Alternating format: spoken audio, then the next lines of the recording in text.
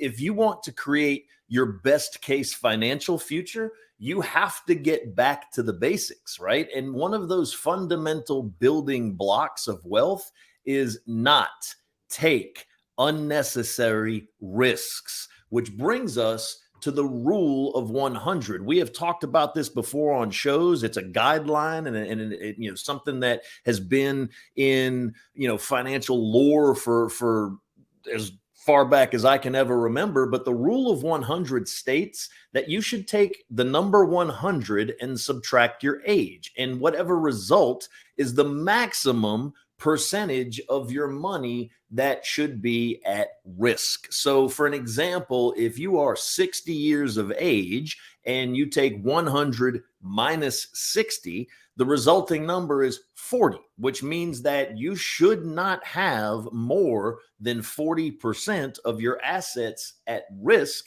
simply because you have less time to make up any big losses. Okay. And another example is if you're 30 years old. Well, 100 minus 30 is 70. You should be at least up 70% in the market, money participating in higher risk, but also higher reward type investments, simply because you have time on your side as a much younger investor to capitalize on compound interest. And even though there may be some blips and some market corrections throughout the next several decades, again, you have time on your side. So investing while being in the retirement red zone that we've discussed a lot on this show, which is the 5 years preceding retirement, also while you are in retirement, that involves managing risk. And that's why we absolutely love annuities, because your money is 100% protected,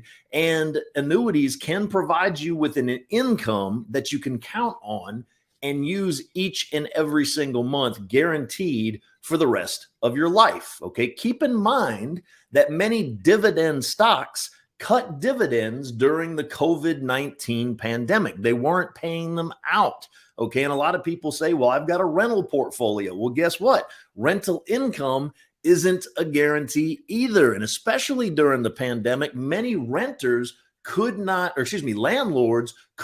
evict their tenants even when they weren't paying rent, because the government imposed the moratorium on evictions. Okay.